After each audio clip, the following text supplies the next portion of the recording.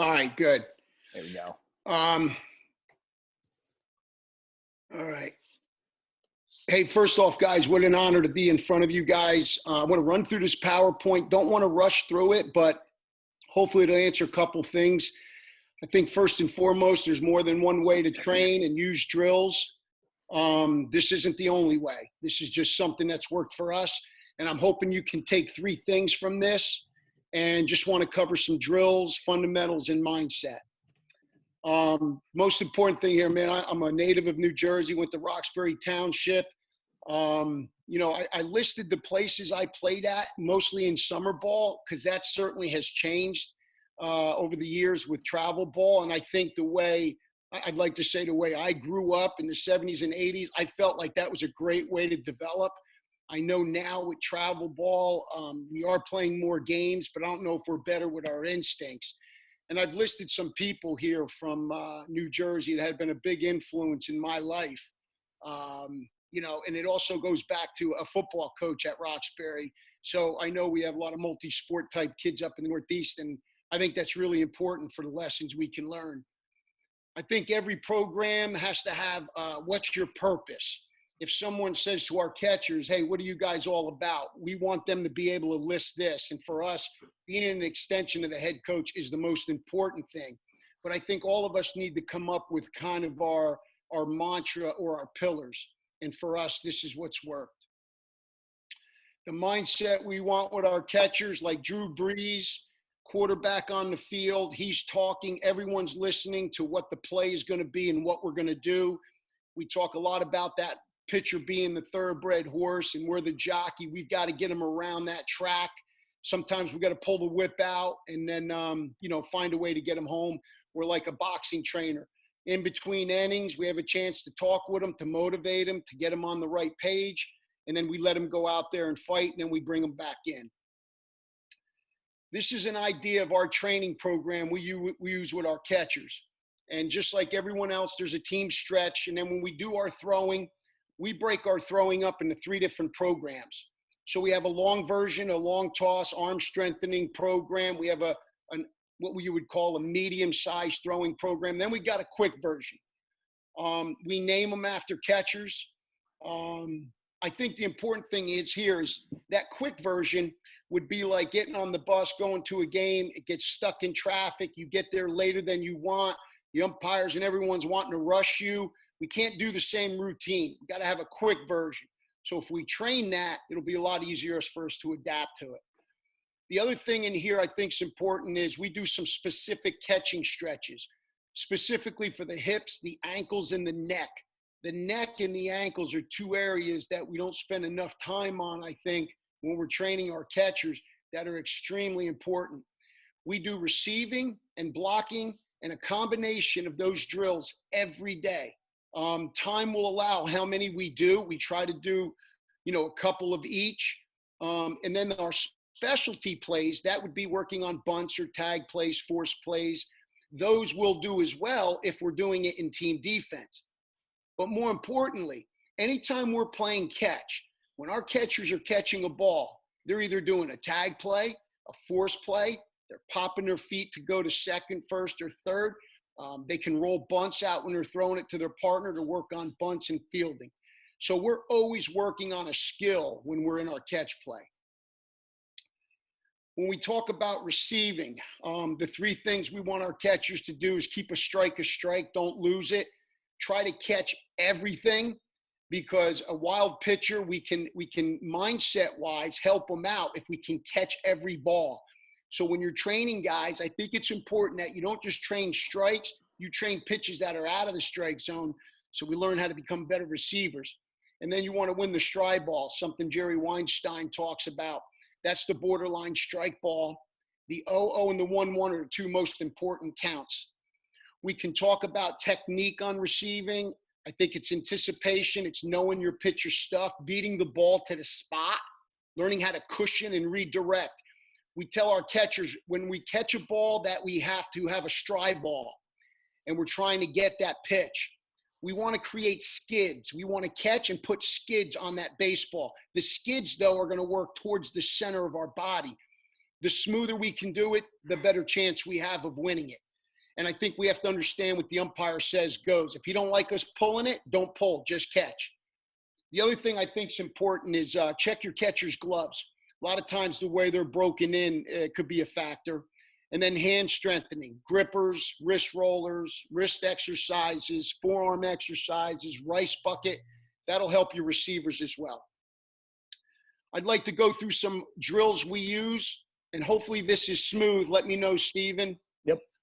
Okay, this is what we do. We just do maybe some juggling drills. Mm-hmm. It's with their glove hand, just juggling.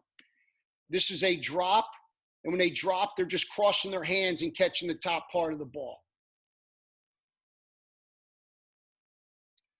Receiving warm-up, this is just a 3-ball toss. Just get them tossing it, catching with bare hands. On this side here, we'll go through a series of things, just catching balls barehanded. Tennis ball, wiffle balls, ping pong balls are really good. Then we can do it while we're in our stance, tossing it back and forth. And then we can go from there, and we'll go with short hops. And we can short hop it to them as well. We like to use all the different stances. Man on, no man on. One knee, right knee, left knee. If you can see this right here, they got either a weighted ball, that glove they have on, they have a 2.5-pound plate on their index finger to create some weight. So they're just moving it in different directions right there. Good job. This is a receiving drill. They're going 1, 2, 3, toss. 1, 2, 3, toss. 1, 2, 3, toss. Now they're going to do is they shuffle sideways. Okay, here we go. Next they'll one. Just toss, catch. They got body moving, catching it as they go. All right, stop. Let's go the other way. We'll start with some other receiving drills. This is just a walk up. I usually use 5 baseballs, but I'm just getting closer and closer to them. You could do this where the catcher comes closer to you.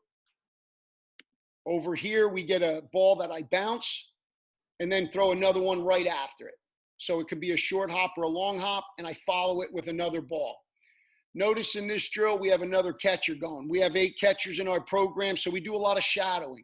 So whatever one guy does, the other guy is getting reps in just as much as the other guy. We'll start on the opposite side and just work on reaching across our body. We'll do this both directions. Here, we're going from glove side to throwing side. Good. We just want them to learn how to reach across their body. Good. We're doing something they don't normally do in a game and create more of a chaos. Good. One more. And then here, you're working on pitches that are out of the zone. Stop. So we're making sure that we're working on that pitch with a runner on third and the pitcher on corks 1. We want to make sure we work on that training. Again, with a shadow drill, we throw a ball out of the zone and we just tell them to switch. So we catch one side and then I tell them to switch. We drop our knees so we can get a farther reach. It also works on some hip mobility. Push-up position, I'll say go. As soon as they pop up, I'm throwing a pitch into them. Up, bang. And again, the more we can use catchers, they don't have to get an actual ball thrown. They can work on just the reaction portion of it. Good, next guy. So we're getting reps in. Go. I think we've all seen a quick hand drill, whether we do it with one coach or multiple guys. We're just going rapid fire. Guy. 2 balls. Next guy. Sorry about that. I skipped one. This is just sideways. We're hopping sideways. I can throw a ball, a short hop, a long hop. He catches, or he can catch it while he's moving. You're moving, body control. We have him stick and hold it there. Work on some stability with the core. Go. Good. We have a quick hands. And again, I'll show you with 2 guys how we do it. The guy over there is getting some work in, even though he's not catching it. I've said this before, and you can see it on this side. Hey, when you're doing that shadow drill, if a guy acts like he missed the ball, you got problems. You got problems, okay? He should be making sure he's doing it the right way and not missing anything. Got a turnaround, so it's a rapid turnaround. He starts, and once he goes, he just goes. Throw that again there. I say go, and then I start moving. He's turning around, and I threw a couple short hops, long hops, and regular pitches. Good job. Good job. Tennis racket, we can do this catching with bare hands. I can get a little more on it. I can get a little slice and cuts in it as well. Talk about blocking. And again, we can talk more about technique question-wise, but just some general notes. The key to blocking is anticipation. The more pitchers you catch, the more you get to know their stuff, how their slider breaks. We try to block the ball in the belly of the belly or the pocket of the glove. We train our catchers to be infielders and have an infielder's mindset. So we think about hands first, chin to watch the ball, knees to get down on it. When we talk about middle blocks, there's a short hop where we basically take our knees and go straight down. You can call it a kickback. That would be more of a shorter ball on top of us. The normal block is feet stay in place and I fall forward to cut the angle down. And the long block is the curveball that bounces out in front of the plate where I don't actually go down. I'm actually going to be up because this hop, if I went down, would hit me in the mask. We'll show you some game savers, and we can talk about recoveries if we need to. Here's some warm-up drills. We've all done the sit and block just so they can feel it, hold that position so they can learn the fundamentals, and then glove will come up. We work on glove and chin, glove and chin. The next side, I'm just pointing. Nope. They're just going in the direction that I'm pointing on, so we learn how to use those hands real quick. The hands will lead the body. The quicker we can move our hands, the better chance we have on blocking, especially with fastballs. Good job. Nope. You'll see blocking here. We hop forward, hop back, a little side to side. Just something to warm the body up. Again, you can do this pre-game, before games, just to get the body and the legs used up, warmed up here. So we have a little pattern there, and you can put your touch on all these as you do probably already. Now we'll do it with a med ball, work on a little stability, a little core stability. So one of them we just hold the ball regularly. The next block we drop the ball down in the blocking position. We'll do this in all different directions. When we do drills and we're in drill work, we like to have variety. So this is our three-way block. Go. We can do this with a thrown ball, or I can do it dry. And again, we'll do this before pregame as well. There's a normal block. There's replacing them. And here's the curveball. Go. Bam. Good. So they could just run through that, say 3 times for a conditioner as well. This is just working on the transition, on how we teach our guys to block to the side. So we use glove and opposite knee, glove opposite knee, bring the body to the glove.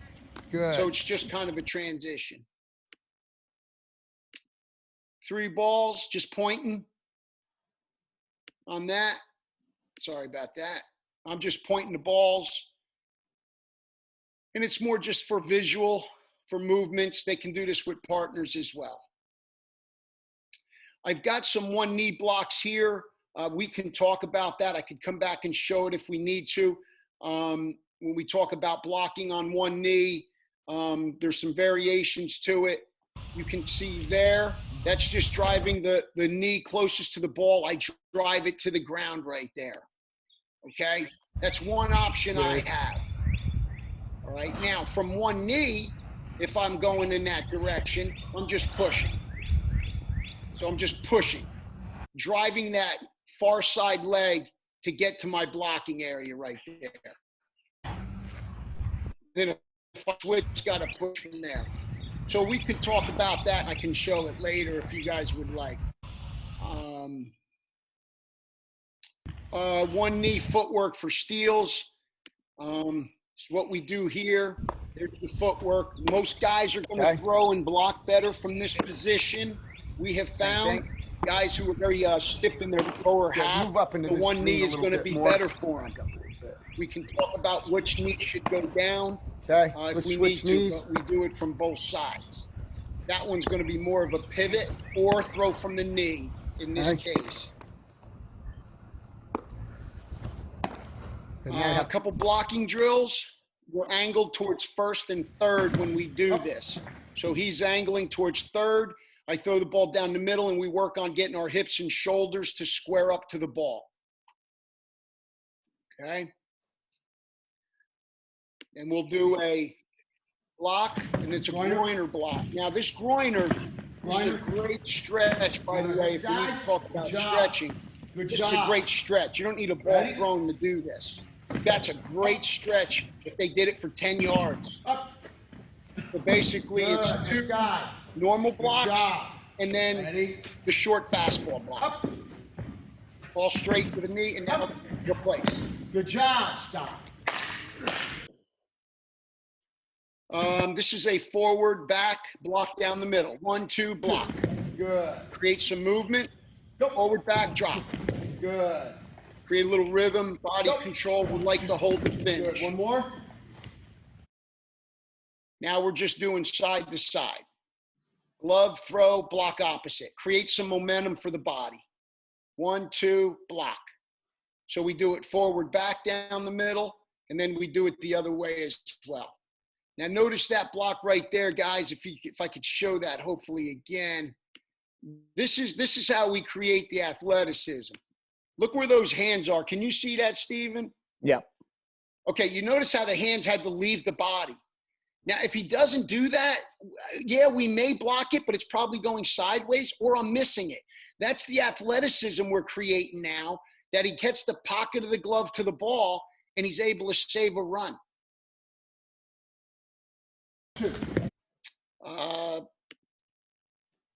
That's a block. We're just doing side to side. Block up, block up, block up, going both directions. Yep.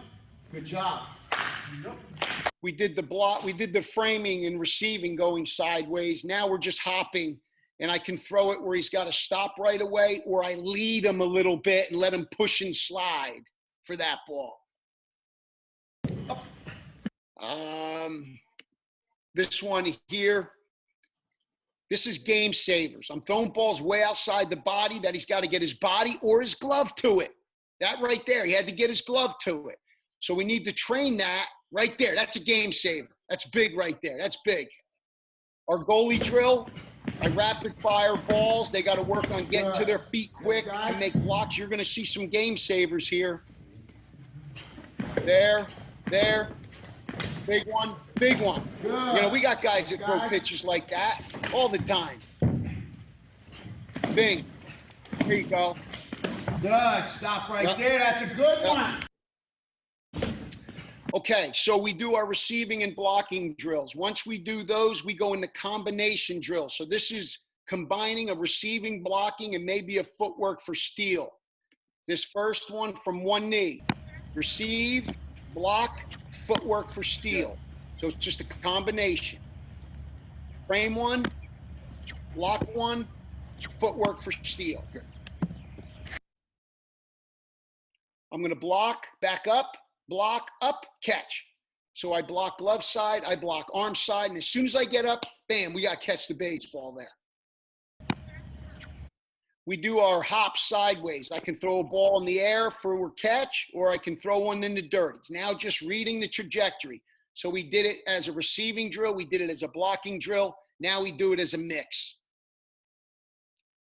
From the push-up position, we can do this where, as we showed, we can receive balls, block them, or mix it up. Now, we told him when this ball comes in the air, we want to do a footwork to third base. Go. Or second base, I'm sorry. Okay. So anytime he catches a ball now, runner is stealing. Go. He's got to read it and react. He's reading the trajectory as he gets up. This is going to create athleticism for your guys. Go. It's going to create athleticism. Good. Stop. I'll tell him when to go. He'll bounce around. It's just a different movement pattern for him. And he's got to find the baseball, and then he'll react. Go. Footwork to second base. Yep. Go. Okay. This next one, we're in basically in our block position. Go. So he's putting himself up, chin is down, eyes are down. Up, bang. Now he's going to third base. Good. Any ball in the air is going to go to third base on. Go. Bam. Okay. Good. This one here, what we call basically, it's going to be like our Icky Shuffle. Like you do an Icky Shuffle on the ladder, we just do it where we block one side and frame on the other. Shadow boxing. We'll do this before games. We'll do it in practice if you've got some downtime. This is where the individual is basically like a shadow boxer. He's in the dressing room getting ready for the fight. He's jabbing and hooking. And basically, he's going to go through an inning. In this case, we got a runner on. So he's got a runner on right now. And he's just going through a game here. He's calling the pitch. He's imagining where the pitch is. Now the runner was stealing off. So we just go through the whole motion of it. When we talk about throwing, I think receiving is number one, blocking is two, and throwing is third. But as you guys know, we do it a lot. It's the number one skill that we show in showcases. We'll talk about transferring. We can talk about footwork, arm strengthening. We like to throw the football. We like to throw the softball. We do like weighted balls. We've been throwing weighted balls our whole life because a football is 16 ounces, a softball is 7 ounces. So we've always been throwing weighted balls. We like to do a long toss program. There's 3 different programs we showed you. And then whatever pitchers are doing in their development, we like to look at those because we're going to learn from them. We want to make sure we throw from different slots. If you're having problems with guys throwing, there's going to be some issues. One, there's a lack of intent or too much intent. There's a timing issue we can talk about. And most importantly, if they're having problems with throwing, ask them what they're throwing at. Get them to change what they're looking at. It could be as simple as, hey, what do you're throwing it to? I'm throwing it to his head. All right, throw it 3 feet in front of the bag and maybe put a cone there. Just changing his eye level can help quite a bit in the accuracy of throwing. When we talk about transfer, I can show this live, but these are 2 ways that we transfer balls. Most of them are done in the middle of the body. The first one on my left there, you can see that his fingers are on top of the ball. On the bottom one, JT, he's kind of reaching underneath. Both of them are effective. If you're having problems with transferring, you may want to try one or the other. Maybe change up what he's doing because that could be the timing issue right there. For us, this landing spot is the most important thing we look for when we're videoing our catchers. So when the front foot hits the ground, this is what we should be able to draw as this star, where the head is in the middle of the body, and you notice the elbows are kind of, fairly level. You can see Posey on the left much more than the guy on the right. But most importantly, where's the baseball? It should never be not below the table. It should be laying on a table or between your head and your elbow. It can never be outside your elbow, and you don't want it below your elbow when that front foot hits. And this is something you can look for. This is just showing you, obviously, we throw from different arm angles. If these 2 catchers right here, we timed them up. If you notice the guy, can you see this okay, Steve? Oh, yeah, it looks right. Okay. If you notice the guy on the top, he's got look where his elbow is. Can you see my pointer here? Yep. Okay. Notice where his elbow is versus the guy on the bottom. Notice the guy on the bottom. He's got that elbow up a little more. We prefer this. We're aiming for this. Now, we're not going to change this unless we have problems, but I like this. Then when we get here, notice that he's very hand dominant on the second position, which is fine. It's just okay. This guy's got a little more elbow dominant.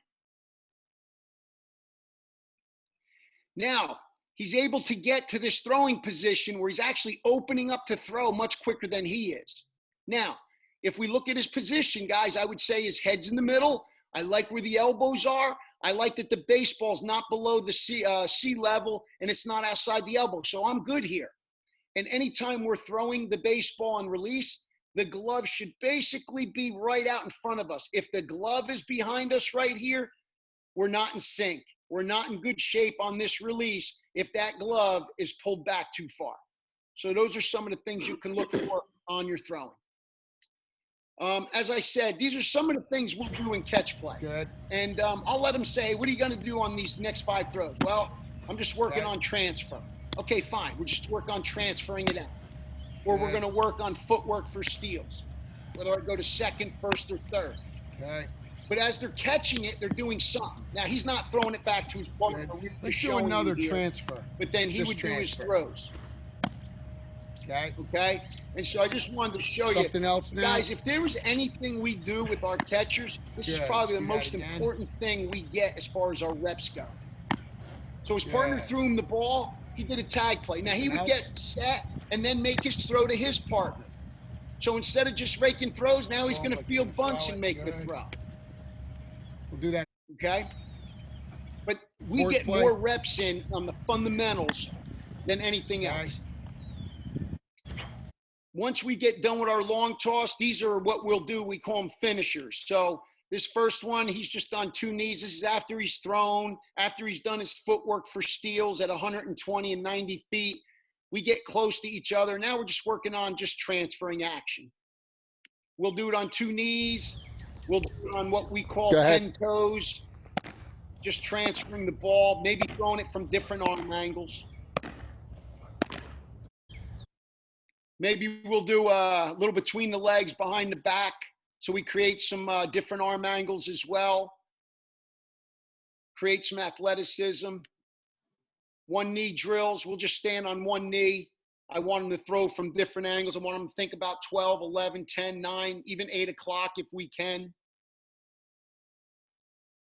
All right, that's my spiel, but I did want to let you know about recruiting, show you some pictures of our university. This is our baseball field, locker room. This is right where our field is. So the locker room's on the bottom. This is up top. We have a player's lounge for our guys. Our weight room is fantastic. And if I had anything, I had 30 years of coaching. These are important points for me, being, I think, humility, servant heart, know your purpose, using we versus my, listen more than speak, and you set the culture and attitude. It's not about the winning. It's not about the players to develop the system. It's got to be the coach, in my opinion.